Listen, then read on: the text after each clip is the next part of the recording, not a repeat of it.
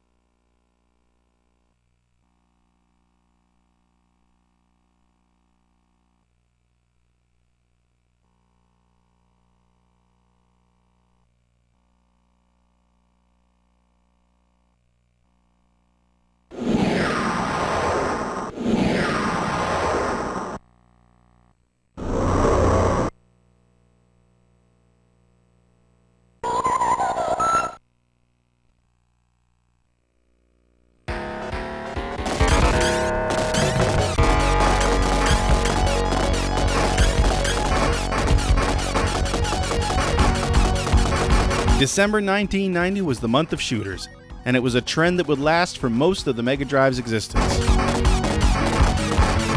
Taito, at this point the Mega Drive's most prolific third-party publisher and arguably the company that created the shooter genre with 1978's Space Invaders, is back to bring its unique brand of side-scrolling shooter to Sega's system.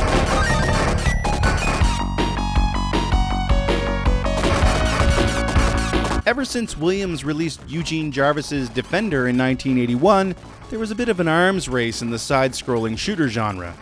Konami brought the heat in 1985 with Gradius, giving players precise control over the Vic Viper's power-ups.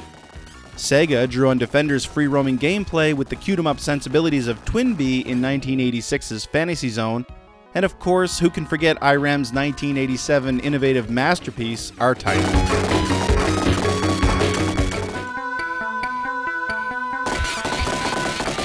All of these games tinkered with the formula slightly, breaking new ground in the young genre. Taito's contribution was a super widescreen two-player shooter featuring fish-based enemy craft released in 1986.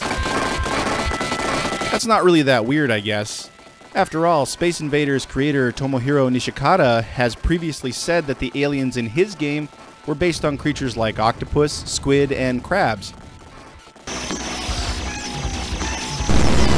Darius and Darius 2 were both famous more for their cabinet design than their actual gameplay, though the fish thing has held strong through the ensuing decades.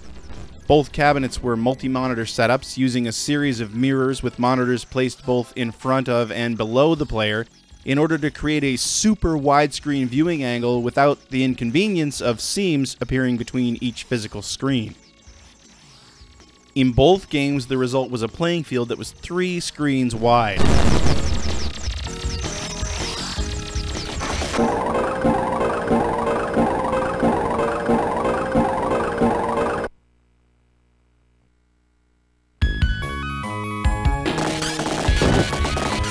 Of course, on its trip to the Mega Drive, Darius 2 had to be slightly redesigned to fit a single screen, and with this came a bit of boss shuffling. Unfortunately, Taito also removed the multiplayer aspect of the game.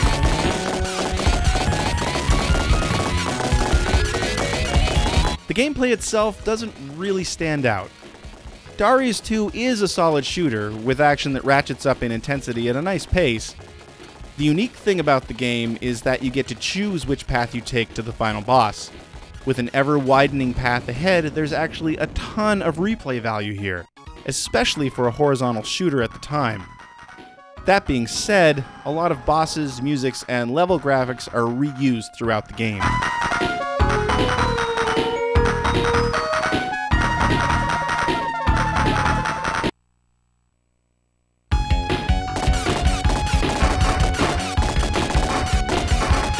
Darius 2 features the same sort of power-up system as the original game, with different colored gems offering up shields, more powerful primary weapons, or more powerful bombs.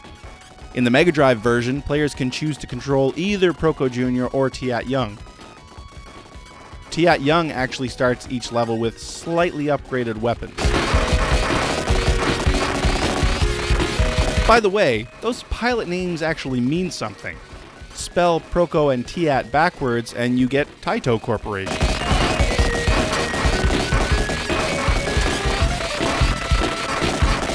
Darius 2 picks up some years after the original Darius. Descendants of the two original pilots, Proco Jr. and Tiat Young, have been sent to investigate an SOS originating from Earth, fearing the return of the Belser army, which was the main antagonist in the original game. This leads to a lot of different endings, most of which were wildly different from one another. In one ending, Proco and Tiat return to their home planet only to find it overrun with vegetation, discovering they were gone for 1,000 years and that their race has completely died out. In another ending, Proco Jr. wakes up to find out it was all a dream.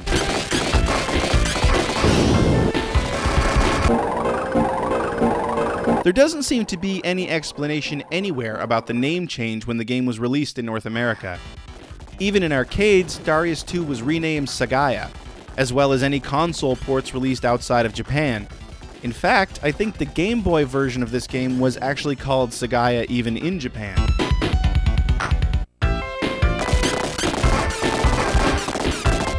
Darius 2 may represent the first appearance by Natsume on the Mega Drive. According to the Japanese Wikipedia, both the Master System and Mega Drive ports were developed by this fairly new, at the time, studio.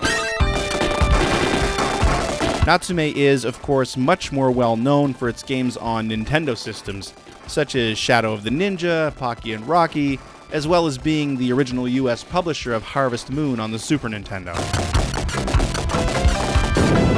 It's worth noting that the Natsume that published Harvest Moon had actually split off from the Japanese parent company in 1995. I can't, however, find any other mention of Natsume developing the Darius 2 Mega Drive port. Master System is a sure thing, though, as it's even mentioned on the Natsume website.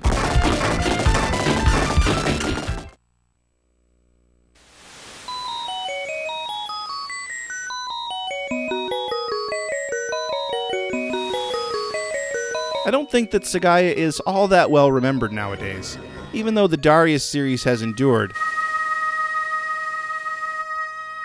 Even back in the early 90s, this was one of those games that I always kind of looked at the cover, but I never bothered picking up because there were always more exciting shooters available, a couple of which come out later in December.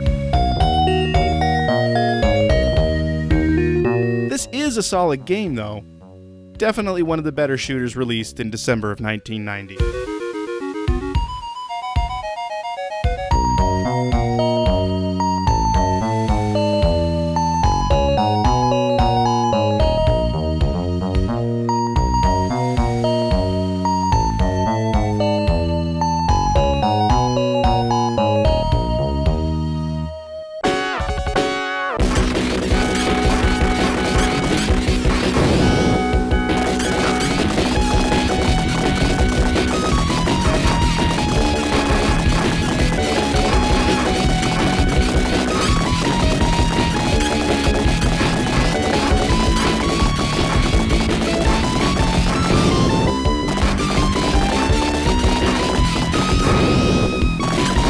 Thanks for watching.